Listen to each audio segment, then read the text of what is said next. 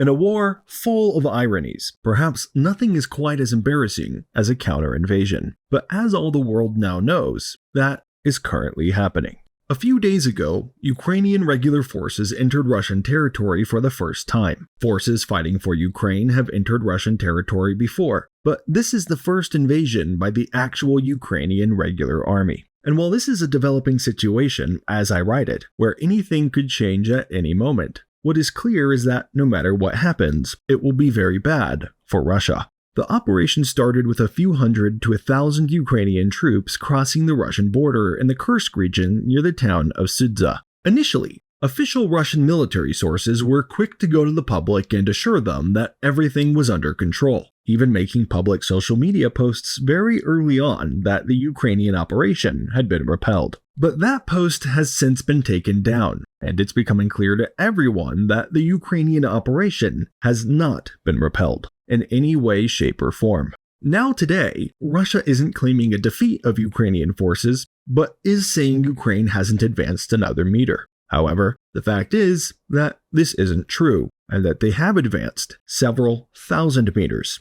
and likely more. As of this moment of writing, Ukrainian advances don't seem likely to stop yet. Ukrainian forces have breached the only two Russian defensive lines in and around Sudza, allowing them to send additional troops to capture additional Russian territory with relative impunity if they so desire, as Russian forces attempt to mount a hasty counterattack. The map of the offensive is quickly changing, and will probably be outdated by the time this video is published in short order, something which in and of itself is extremely telling of the situation here. In just a few days, Ukraine has managed to take more territory than what has taken Russian forces several months to capture in Ukraine. This dramatic success was made possible because as the Ukrainian forces entered Russian territory, the specialized battalions defending the area quickly fled, leaving behind a small force of 18 to 19-year-old conscripts to hold back the Ukrainian advances. Ukrainian forces were then able to pass by what were supposed to be Russian strongholds with relatively little effort. This is something that has been confirmed by videos posted by Russian citizens in the area,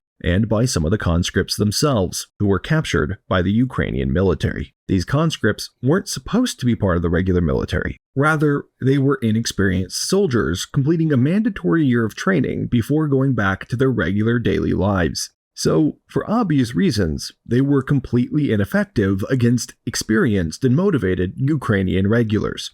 No one knows how far these advances will go. Ukraine could choose to stop at any minute if they decide they have exhausted their advantage. Or they could pour in more reinforcements to escalate the situation dramatically. Ukraine also now has a similar force to what they used to conduct this invasion gathering north of Kharkiv, poking at Russian anxieties that more incursions into Russian territory may very soon be on the horizon, indicating a broader Ukrainian strategy. And who knows? Maybe the world will soon be congratulating the people of the Kursk region for voting overwhelmingly for their own independence, following Ukraine's special military operation. But all joking aside, however this operation ultimately goes, one thing is clear. Russia has suffered a catastrophic defeat on several fronts, including the military front, the propaganda front, and the front of their own people's perceptions about the conflict, who have now seen their own soldiers flee from their job of defending them and their homes on their territory, while the Ukrainian military has come in and treated those they have captured with the utmost respect. So what is Ukraine's objective here? There are a few possibilities, all of them strategic for different reasons. But what is clear is that this operation is not an accident. Many so-called experts have already criticized Ukraine's actions, calling this an unstrategic advance with little tangible value. But we must all be reminded that this is the first war of its kind that has been fought in our generations, meaning that the only real experts are the military commanders on the ground who are actually in the arena. And they, on purpose, chose to take this action. There's a few possible reasons why. Currently, most of the news media is fixated on the idea that Ukraine is trying to draw Russian forces away from other regions of the battlefield, like in the Donbass, where Ukraine is currently struggling to hold ground and losing small bits of territory on a somewhat regular basis. But while this is a possible and good strategic objective, this is probably not the best thesis, since to reinforce this area of Russia that has now been invaded, Russia would probably not be using soldiers from the Donbass, but from other regions that are much, much closer. Though it does bear noting that Ukraine's assault has already seen some air resources being temporarily relocated from the Donbass front lines. However, these air redeployments are a breakthrough that will last for only probably a few days, and not significantly change the situation on the ground in eastern Ukraine. Another popular theory is that Ukraine is preemptively taking territory to create a buffer zone to prevent Russian troops from further massing for an offensive on the Sumy region, similar to what Russia did before their recent invasion of Kharkiv. However, if this was the case, then one must ask why all these massed up Russian troops are not quickly crushing the Ukrainian advances. The truth is, Ukraine is taking territory for the exact reason that there are not great masses of Russian troops in this region. Others have noted that Ukrainian forces have captured a natural gas control station for a pipeline delivering gas to European countries, speculating that Ukraine is intending to cut off these supplies using military force. But this also makes little sense, as Ukraine has always controlled the transport of these resources over their territory, and already could have turned them off at any time if that's what they desired, though admittedly controlling the station does give them a less destructive option. Still, that outcome doesn't seem worth the risk of the incursion. In other words, popular news media has thrown out a few possible reasons for Ukraine's attacks on Russian territory, none of which seem to stand up to the scrutiny of the facts on the ground. And that implies at least the possibility that Ukraine has broader goals and objectives here than most people are yet ready to admit, a fact that seems to be verified by the fact that Ukrainian leadership has remained almost completely silent on the issue, implying that they have not yet achieved their full objective and are still in the process of pursuing it, remaining tight-lipped as a result. So what are a few other plausible options? The first one to consider is that Ukraine might be attempting to secure a permanent foothold over Russian territory that they can then use as a bargaining chip to force Russia to negotiate to return Ukraine's own territory to them. This is a thesis that has been quickly dismissed by many people, but it probably shouldn't be, since Ukraine is in fact on Russia's territory. On the one hand, it does sound too good to be true, and the way mainstream media has been portraying Ukraine's capabilities lately, it would seem to be an almost impossible objective. Plus, yes, Ukraine entered Russia with a small force that doesn't seem sufficiently large to occupy Russian territory. But at the same time, that force was sufficient to achieve the objective of breaking through Russia's lines in multiple places, which is all Ukraine needed in the initial moment. And Ukraine has surprised us all before. If Ukraine had massed up a larger force before invading, Russia would have become privy to such plans and moved troops proactively to defeat them. So it does remain a possibility that Ukraine is trying to establish a toehold where they can then bring in more troops, a balancing act of bringing in enough troops to get the job done without bringing in so many that your plans are obvious before you implement them. This possibility only seems more likely when you consider that there are a few strategic geographic features in the area that some believe Ukraine is pushing towards. For example, if Ukraine managed to push as far as the river around Rilsk, a direction in which they are now heading, they would get a new defensive line half as long as the previous one, while holding the high ground with a river separating them from Russian forces.